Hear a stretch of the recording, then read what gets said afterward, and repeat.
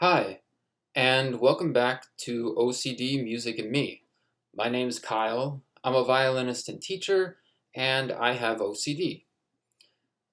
Since learning that I have OCD, one thing I've wondered is whether or not it's played an impact on how I've learned music. And several people have asked me, why do you think that? Or how could it? So I thought today's video could be about that. Um, There are several types of OCD, and basically the core of OCD is that the individual wants to have 100% certainty about something. The type I've had a big issue with since the COVID pandemic is contamination OCD. But another type of OCD centers around perfection. I guess it can be referred to as perfection OCD or just right OCD. And in classical music, there's an expectation that one can play, perfectly when you go on stage. We shouldn't need a bunch of producers in the back helping with the sound, or an auto-tune machine helping us with the pitches when we play live. Just put in the work, and it's possible to do it yourself. And if you can't play perfectly, there's a 14-year-old at Juilliard who probably can. Um, my longtime teacher had a motto, uh, which was basically this: 4 notes at a time until it sounds better than Perlman.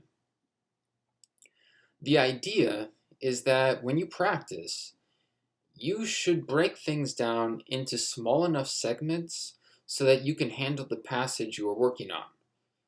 Um, it could be 2 measures, it could be 1 note, but however small the segment, you should be able to play it better than Perlman can.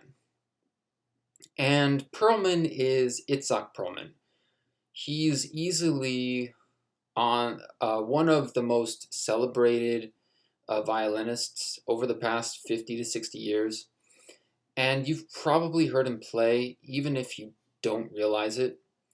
For example, Perlman's the guy that recorded the violin solos for the soundtrack to the movie Schindler's List. Now, this motto might seem kinda tough to live up to, and it can be, but it's not wildly different from what the average band director at your local public school tells their students. A common thing music teachers will tell their students is something like, don't practice until you get it, and then practice. Basically, this is what that means. Um, a lot of people will practice like this.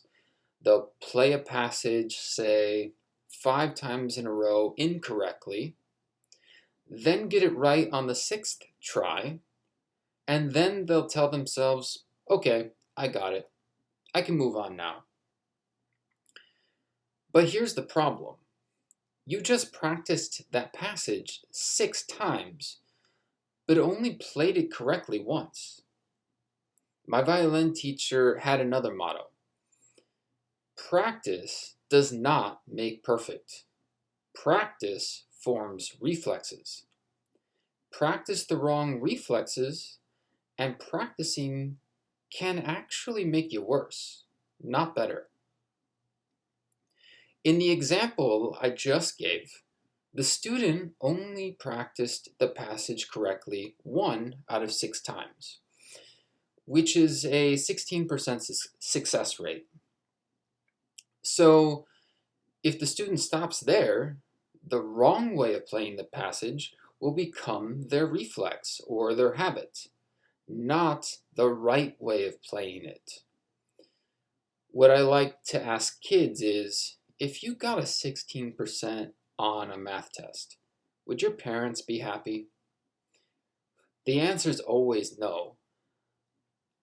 So I tell them, once they play it correctly once, Now, the goal should be to play it correctly 3 times in a row before moving on.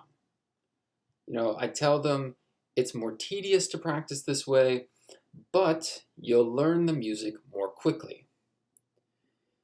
Personally, though, I've never really been able to do this myself. Now, I don't mean that I've never been able to play something 3 times in a row correctly. It's just that when I do it, even if the third time is objectively correct, if something about it didn't feel right, I feel the need to do it again, and do it again, and do it again. And it's almost like I'll do it until I get it wrong. So, say I play a segment um, 8 times correctly, and I get it wrong on the 9th time. I'd have a bunch of thoughts like how I'm no good, or I'm not worthy of going on stage, or Perlman would have played it 9 times in a row correctly, so obviously I'm not better than Perlman yet. And then go back and practice the passage until I can play it 9 times in a row. I mean, just a lot of stuff like that. Um, a few months ago, I was telling this to an old friend, and he said to me, "Oh, that makes sense. I've never met anyone who could focus on small segments for as long as you could." Like, I told him I used to think it just meant that I was more disciplined than the average person. Now I think it was a sign that I actually needed help. I also never learned as much solo rep as a lot of violinists do because I'd spend so much time practicing those small segments. It'd be hard for me to learn something in a timely manner. Give me a semester to learn something, and I'd struggle. But the weird thing is that if I was given something to learn on short notice, like a week or two, I'd usually do pretty well. Many times I could do a gig on short notice, and people were impressed enough that I'd get asked back to do more gigs. In the OCD community, one thing people say a lot is that in order to get a handle on your OCD, you have to embrace uncertainty. Looking back on it, by taking a gig on short notice, I was technically embracing uncertainty because I really had no idea if it would go well or not. I just worked my butt off and hoped for the best. It's also part of the reason why I've left the recordings that I've posted on this channel flawed. It really bothers me that they're not perfect. Like in the one at the end of today's video, one thing I notice when I listen back to it is that it is very obvious to me which tracks I was wearing headphones for and which one I was not wearing headphones on.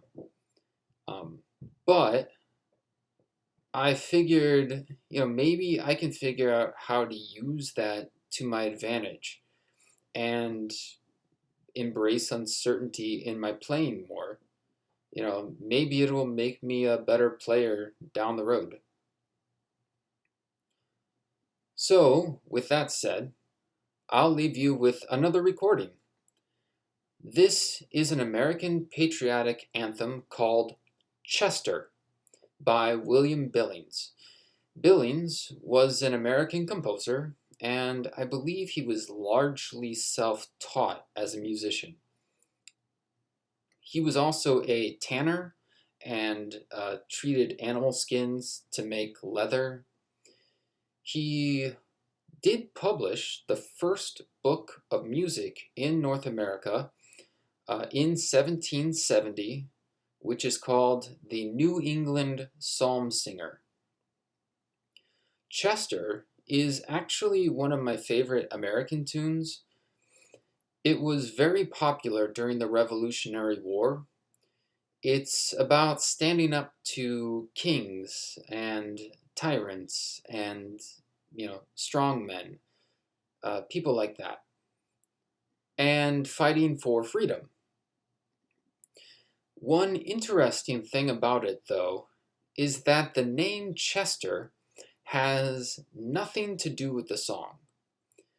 There has been a tradition of sorts in human history where people borrow melodies for other songs. Some of you watching this may not realize that you probably know a lot of melodies that have been reused for multiple songs. And it happened a lot more before modern copyright laws. It sounds like stealing, and sometimes it is, but it can actually serve a practical purpose. One example would be in, say, churches.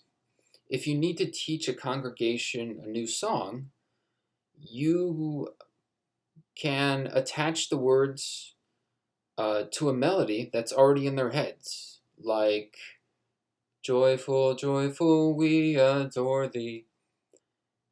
And the congregation can pick up the song literally 5 minutes before the service starts and sing it with no problem.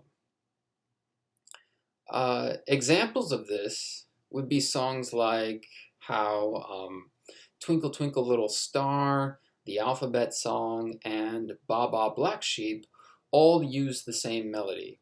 Or God Save the King and My Country 'Tis of Thee use the same melody. Green Sleeves and What Child Is This also share a melody.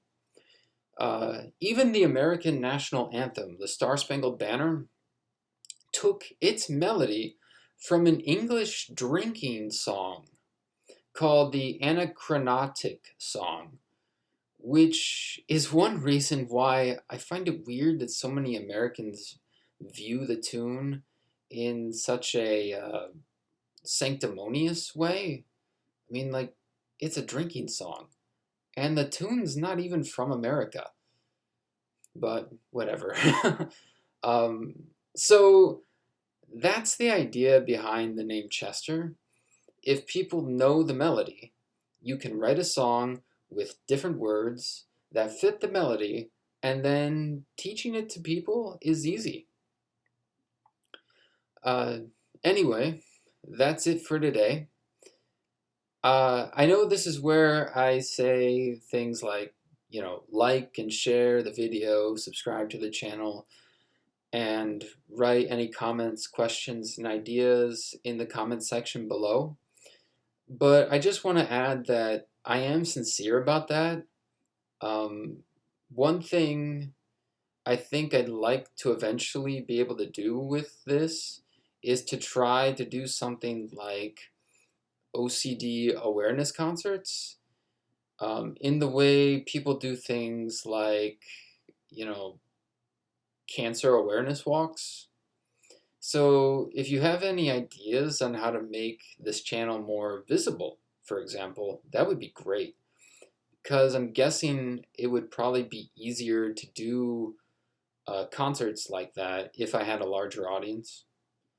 So with that said, thanks, and I'll see you next time.